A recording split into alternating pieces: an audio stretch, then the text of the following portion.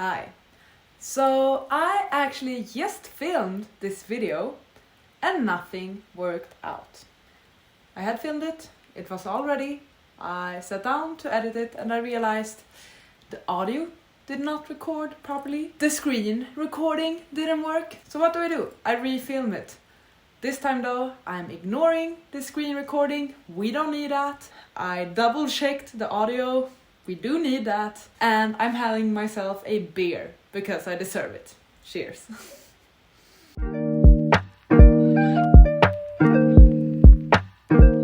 This video is supposed to be me reacting to my 5-star predictions from last year.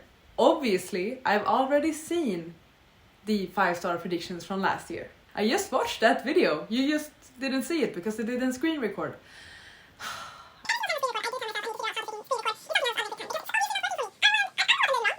So instead, we're doing it the old-fashioned way. I have written down the titles that I mentioned in that video. So now we're gonna go through it and I'll say if I have read that book. If I read that book, I will share the rating I gave it and confirm whether or not I gave it 5 stars. When I did this video, I divided the titles into 3 different categories. We had books I owned, books that were to be released in 2021, and then books I didn't own but were old releases. And I'm actually gonna make another 5-star prediction for 2022, and I'll use the same sort of categories because I like that. So first category we had were for books I owned, and the first book I mentioned here was Gemina by Emmy Kaufman and Jade City. You may or may not know my history with this book. I think I had it on at least 4 or 5 TBRs throughout 2021. I had it on multiple TBRs and every time I said like, this is the time I'm gonna read it. This is the time I'm gonna read it. I never read it. I started reading it in November, I think. Either the end of October, like start of November. But then my new TBR kicked in and I didn't get to it. So I read like 30 pages of it. 2022 is the year when I should read it. I just realized now that I didn't even put it on my 22 books to read in 2022. I should have. If another year goes by when I don't read this book, I'm gonna have to delete my channel or something. So my expectations on this one are still quite high. I gave Illuminate, the first book in this series, 4 stars.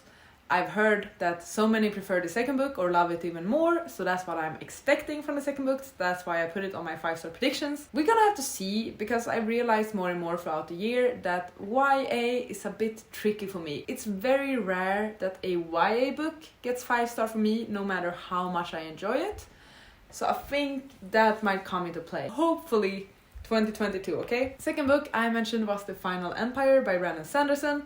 Have not read this one yet, but I am convinced that I will still love it, and I am planning on getting to it in 2022. It's both on my 22 books to read in 2022 and also 12 books recommended by 12 friends. So I'm gonna freaking read this because it's in 2 challenges. It's like doubled up on my yearly TBR, so I need to read it. This is the year when I'm gonna read The Final Empire and Mistborn. Third book I mentioned is The Blade Itself by Joe Abercrombie. I have a slight history with this one. I think it ended up on my May TBR. I read like 2 chapters of it and then I didn't continue because I read a bunch of books. I guess I simply didn't have time for it, and then another month rolled around and I started reading other books. I am once again still very excited about this one. I do think it will have a very high rating from me. I still think this has the possibility of being a 5-star. Fourth book I mentioned was The Song of Achilles. And this one I have actually read. Yay, finally some progress. Yeah, it's a good book. It's a good book. I enjoyed it. I like Madeline Miller's writing. I like the characters in The Song of Achilles. Like, it was such a good book, but it was not a 5-star. I didn't cry. I didn't feel this major emotional impact when I read it, which I had expected because that's what you hear from basically everyone who reads it. And I think parts of it I was actually quite bored. From what I remember, I think I preferred like the first part of it and not as much the second part, or something along those lines. So yeah, I ended up giving that book 4 stars, which is still a really good rating. Like, 4 stars are good books. 3 stars are sometimes even good books. Let's keep that in mind. So I gave it 4 stars, but not a 5-star. And the final book amongst the book I own that were 5-star predictions, I have The Vanishing Half by Britt Bennett. I have this as an ebook. I started reading it during the summer, and I think I read like a third of it. So it's still on my currently reading. And the first third of it is quite slow.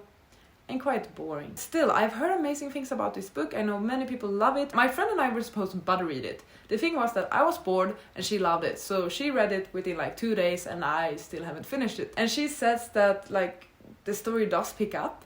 So I think that where I'm at now, if I just continue to read it, the story will pick up. But I can at least with confidence say that this won't be a 5-star. I'm fairly certain that it will be a 3-star, mainly because it did not capture my interest from the beginning. But yeah, I'm gonna finish this one at some point. Then we have the books that were to be released in 2021. And the first book I mentioned was 6 Crimson Cranes by Elizabeth Lim. I have not read this one yet, but I was gifted it by Jane. That was very sweet of her. I haven't really heard that many bad things about it, at least. I don't know if people have actually read it, but from those that have read it, they seem to really like this book. So I have nothing speaking against it at the moment, so I'm actually quite excited. But as I said, YA fantasy, they are difficult 5 stars. So like YA in general, it's difficult for them to be 5 stars for me. Even though I might love it or really enjoy it, it might not be a 5-star. But I am confident at the moment that it can still be at least a 4-star. Following 6 Crimson Cranes, we have Ace of Spades. This was one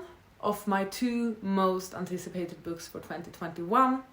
I purchased it the moment I could, I read it the moment it arrived, and I really enjoyed this one. It was such a good book, but it was not a 5-star. I ended up giving this book 4 stars because it is incredible. Like, I love the plot, I loved following the characters.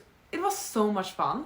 And such a fast read, even though it's like 500 pages. But there was just something about the writing. That was the one thing. I didn't really vibe with the writing. It felt quite simplistic. So it ended up being a 4-star, a very strong 4-star, might I say. I would definitely recommend this book to most people, actually. And I'm curious to read more from this author in the future. So I had a very good experience reading this book. But once again, it simply was not a 5-star. Third book. Oh, now we're getting to the bad stuff. The third book that was very much anticipated in 2021 for me was Tokyo Ever After by Emiko Jean. I don't know if you saw my video where I ranked all the 2021 releases that I read in 2021. It did not go that well for this book in that video. Let's just put it at that. I was really anticipating this book. It sounded so amazing, like Crazy Rich Asians meets Princess Diaries. Like, how could that not be a good time? Well, it wasn't. First of all, I was just upset because the book cover I got was super ugly.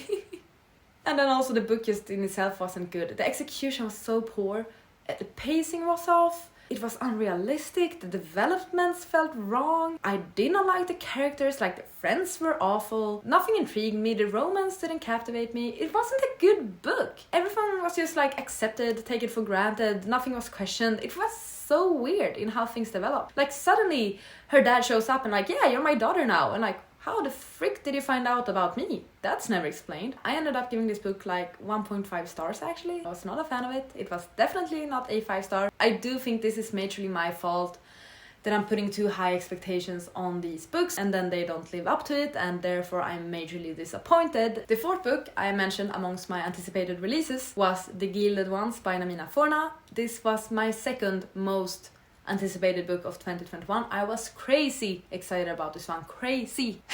But once again, it did not live up to my expectations and I ended up giving it 2 stars, 2 small stars. So yeah, I don't know what to say.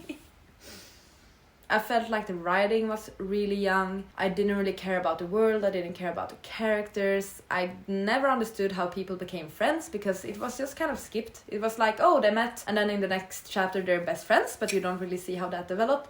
Lots of things like that. You didn't really get to see the development. You were just told that, oh, now they're friends and now they have battled this beast and stuff like that. I am still considering reading the sequel, which is bad, because I don't think it will be in either mine or the sequel's favor if I read it. But like the covers are so freaking stunning and I am curious to see if it improves, but I don't know if it's worth it. Final book I mentioned here was Xoxo by Axio, and I did say in the video that this is not necessarily a 5-star prediction. I just had to mention it amongst my anticipated releases. This book I have not read, but I got it as a Christmas gift from Jane once again, so thank you, Jane. It sounds promising that I will give this one a good rating, because from those I've heard who have read this book, they have really enjoyed it. Most people have given it 4 stars, so I am actually expecting this to be a 4-star read. I am excited about this one. I haven't read it yet, but I will very soon, hopefully.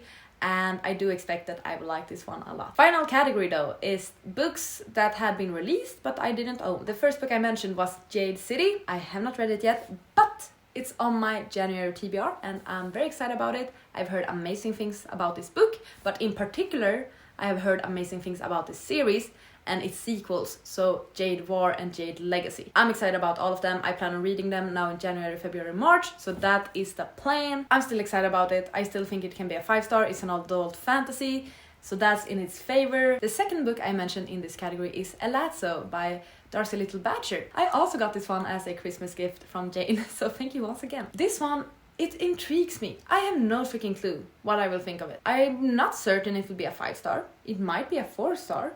It might even be a 3-star actually, but I think it will be a book that will intrigue me and that I will keep thinking about. In a similar way to Yolk. Yolk is a book I read last year. I only gave it 3 stars, but it's a book I've been going back to in my mind. I've been thinking about it a lot. I've been talking about it a lot. I've been recommending it to people. Even though it's not a high rating, it's still one that stuck with me. And I think that it might be a similar case, but for different reasons, with Elazo. So I am very excited to get to this one, and I have no freaking clue what I will rate it, which makes it exciting. So that will be a surprise. I'm actually excited to get to this book because I have no idea what to expect. Third book I mentioned in this category is The Lies of Oflok Lamora, the first book in the Gentleman Bastard series. I purchased this one quite recently, a couple of months back, and I have not read it yet, but hopefully I will soon. I just now today actually watched a video where someone put it as their best book of 2021, or best fantasy at least. I mean, it sounds promising. Still expecting this to have a very high rating, possibly 5 stars. The final book I talked about in this video was The Rage of Dragons by Evan Winter, and what's very exciting is I actually finished this book today. I started it in December, I finished it today, and I had a good time reading it. There's so much I enjoyed about this book. I liked the characters a lot. I liked the world and the world building.